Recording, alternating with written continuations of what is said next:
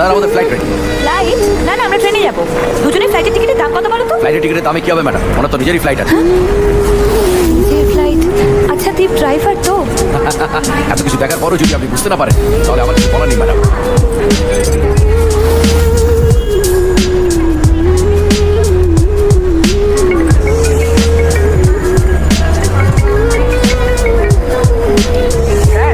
সবাই এসে গেছে কচি করে। কাশনবিশ, ইয়েস স্যার। 15 মিনিটের মধ্যে এই স্টেশন আমার খালি চাই। 15 মিনিটের মধ্যে?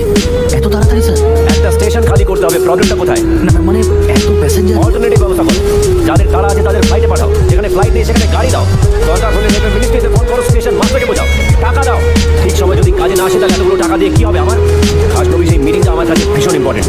This meeting is very important to me কাশনবিশ। যে কোনো কস্টে স্টেশন আমার খালি চাই। Do you get it? Yes sir, I do.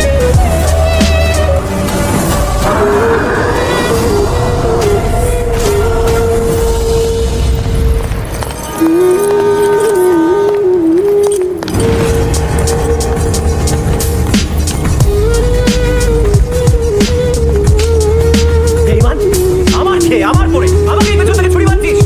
ভিক্ষে চাইতে চাইতে তোর হাত আজ এত বড় হয়েছে তুই আমারই ফ্যামিলি মেয়ের থেকে হাত বাড়াচ্ছিস। আর তুই, তোকে ছোটবেলা থেকে আদর দিয়ে যত্ন দিয়ে বড় করবার এই পরিণাম একটা ড্রাইভারের সাথে তুই পালিয়ে যাচ্ছিস। ওর হাতটা ছাড়, ওর হাতটা ছাড়, ওর হাতটা ছাড়। ভালো করে দেখুন স্যার, আজটা আমি ধরি। আমার মুখে মুখে তর্ক করছিস, তুই আজ আমি শেষ করে দেবো। বাহ, আজ আপনি জানতে চাইছেন যে আপনার পরিবারের মেয়ে একজন ড্রাইভারের সঙ্গে কি করে বিয়ে করতে যাচ্ছে। আর একজন কোটিপতি বাবা সে তার মেয়েকে জিজ্ঞেস করতে পারে না যে সে সামান্য একজন উকিলের সঙ্গে কি করে বিয়ে করলো। আমি তো তাও এখন ওর স্মৃতিতে সিঁদুর দিইনি। আপনি তো স্মৃতিতে সিঁদুর দিয়ে মালা বদল করে বিয়ে করে ওনার সামনে গিয়ে দাঁড়িয়েছিলেন, তাই না? আজ আপনার পরিবারের মেয়ে এত বড় একটা ভুল করেছে যে যাকে ভালোবাসে আপনি তার উপরে বন্দুক তুলে দাঁড়িয়েছেন। আপনার ভদ্রতা সভ্যতা সব মুখোশ খসে পড়ে গেছে, এটা ঠিক। আর উনি রাগের মাথায় একটা গুলি চালিয়েছিলেন বলে সেটা তার অন্যায়, সাংঘাতিক অপরাধ, তাই না? আপনাদের বাড়ির মেয়ে মেয়ে আর ওনার বাড়ির মেয়ে মেয়ে নয়। আপনাদের ভালোবাসা ভালোবাসা আর ওনার ভালোবাসা অভিনয়, নাটক। আপনি আপনাদের মেয়েকে কোলে পিঠে করে মানুষ করেছেন আর উনি সারা জীবন শুধু অহংকার নিয়েই ছিলেন। কে তুই? এত কথা তুই কোত্থেকে জানলি? কে তুই? যে বয়স্ক মানুষটা 25 বছর ধরে নিজের একটা ভুলের প্রায়শ্চিত্ত করতে করতে আজ মৃত্যুর সঙ্গে লড়াই করছে,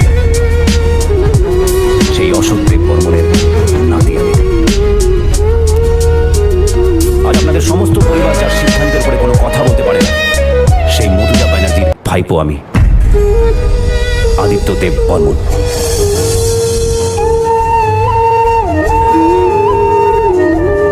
পিসিমণি, আমি অনেক আশা নিয়ে এই দেশে এসেছিলাম। ভেবেছিলাম আমার বাবা দাদু যেভাবে সারা জীবন কষ্ট পেয়ে এসেছে তুমি হয়তো ঠিক সেইভাবেই কষ্ট